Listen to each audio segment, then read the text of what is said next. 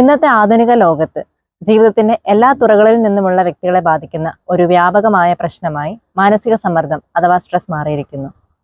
സമ്പൂർണമായ ക്ഷേമം നിലനിർത്തുന്നതിനും വിവിധ ശാരീരികവും മാനസികവുമായ ആരോഗ്യ പ്രശ്നങ്ങൾ തടയുന്നതിനും സ്ട്രെസ് നിയന്ത്രിക്കുന്നത് നിർണായകമാണ്.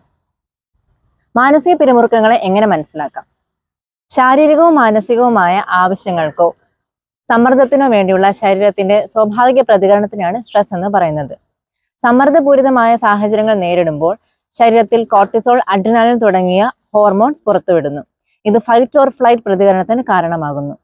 ചില സാഹചര്യങ്ങളിൽ ഈ പ്രതികരണം അനിവാര്യമാണെങ്കിൽ പോലും നീണ്ടു നിൽക്കുന്ന അല്ലെങ്കിൽ വിട്ടുമാറാത്ത സമ്മർദ്ദം ആരോഗ്യ പ്രശ്നങ്ങൾ ഉണ്ടാക്കുന്നു. ഇത് ഉത്കണ്ഠ, വിഷാദം, ഉറക്കമില്ലായ്മ എന്നിവയ്ക്ക് കാരണമാകുന്നു. സ്ട്രെസ് മാനേജ്മെന്റിന് ശിരോധാര എന്ന ആയുർവേദ ചികിത്സ വളരെയധികം പ്രാധാന്യം അർഹിക്കുന്നതാണ്. ഇന്ന് ഞാൻ നിങ്ങളോട് പങ്കുവയ്ക്കുന്നത് ശിരോധാര എന്ന പരമ്പരാഗത ആയുർവേദ ചികിത്സയുടെ പ്രാധാന്യത്തെക്കുറിച്ചാണ്. നമസ്തേ, ഞാൻ ഡോക്ടർ ലക്ഷ്മി ശ്രീനിവാസ്.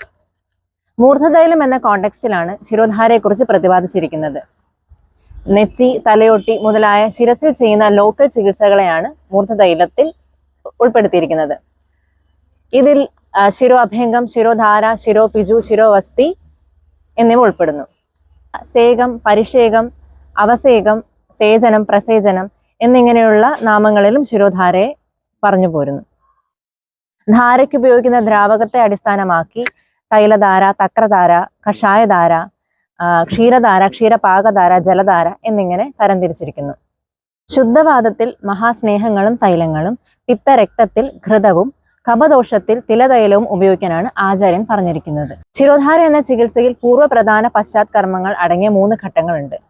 പൂർവ്വകർമ്മം: കഴുത്തിലും മുഖത്തും തോളുകളിലും നെഞ്ചിലും അഭ്യംഗം ചെയ്ത് പുരികങ്ങൾക്ക് മുകളിലായി ഗോസ് വെച്ച് കെട്ടി രോഗിയുടെ കണ്ണ് കോട്ടൺ പാഡ് കൊണ്ട് മൂടി ഇരു ചെവികളിലും കോട്ടൺ വെച്ച് ദ്രാവകം ഉള്ളിൽ പോകാതെ തടയുകയും വേണം. പ്രധാന കർമ്മം: കഴുത്തിന് താഴെയായി ചെറിയ തലയണ വെച്ച് രോഗിയെ ദ്രോണിൽ കിടത്തുക. 4 മുതൽ 5 ഇഞ്ച് വരെ ഉയരത്തിൽ നിന്നും ധാര ശിരസിലേക്ക് വീഴുന്നത് പോലെ ധാരാ സ്റ്റാൻഡിന്റെ ഉയരം അഡ്ജസ്റ്റ് ചെയ്ത് വെക്കുക. ചെറുവിരൽ കനമുള്ള തുടർച്ചയായ ഏകീകൃത ധാര നിലനിർത്തുവാൻ ഉപകരണത്തിനുള്ളിൽ ചിരട്ട വെക്കാവുന്നതാണ്. ശരീര താപനിലയിൽ നിന്നും ഉയർന്ന്, അതായത് 38 മുതൽ 40 ഡിഗ്രി സെൽഷ്യസ് വരെ എണ്ണ ചൂടാക്കി ധാരാപാത്രത്തിലേക്ക് പകരുക. ഇത് ശിരസിലേക്ക് തുടർച്ചയായി ഒഴിക്കാൻ അനുവദിക്കുകയും വേണം.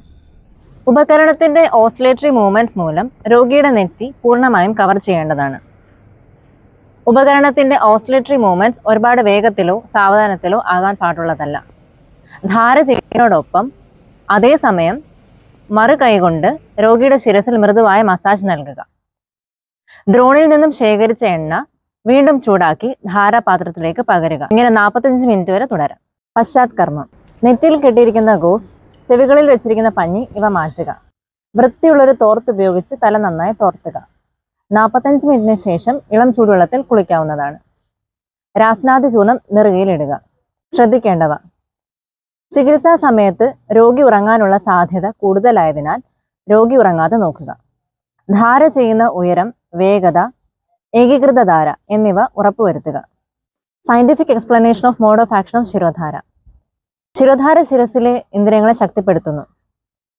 ശിരോധാരയിലെ മൃദുവായ വൈബ്രേഷനുകളും മർദ്ദനവും പ്ലാസ്മ നോറഡ്രിനാലിനെയും യൂറിനറി സെറട്ടോണിനെയും കുറയ്ക്കാൻ സഹായിക്കുന്നു. കോൺസ്റ്റന്റ് ടെമ്പറേച്ചർ മൂലം വസോഡൈലേഷനെ സഹായിച്ച് രക്തചംക്രമണത്തിനെ വർദ്ധിപ്പിക്കാനും കാരണമാകുന്നു. ഡയസ്റ്റോളിക് ബ്ലഡ് പ്രഷറിനെ നിയന്ത്രിച്ച് റെസ്പിറേറ്ററി റേറ്റിനെ സന്തുലിതാവസ്ഥയിലേക്ക് എത്തിച്ച് ആങ്സൈറ്റി കുറയ്ക്കാനും ഇത് കാരണമാകുന്നു. തലവേദനയ്ക്കും മൈഗ്രെയിനും ശിരോധാര വളരെ ഫലപ്രദമായൊരു ചികിത്സയാണ്. ഈ ചികിത്സ ഒരു വ്യക്തിയുടെ മാനസികാവസ്ഥയെ മെച്ചപ്പെടുത്തി സമ്മർദ്ദവുമായി ബന്ധപ്പെട്ട തലവേദന, വിട്ടുമാറാത്ത മൈഗ്രെയിൻ എന്നിവയിൽ നിന്ന് ആശ്വാസം നൽകുന്നു. ഉറക്കക്കുറവ് ശരീരത്തിനെയും മനസ്സിനെയും അങ്ങേയറ്റം ദുർബലപ്പെടുത്തുകയും ക്ഷീണം, അലസത എന്നിവയ്ക്ക് കാരണമാവുകയും ശാരീരികവും വൈകാരികവുമായ സ്വഭാവത്തെ അസ്വസ്ഥമാക്കുകയും ചെയ്യുന്നു.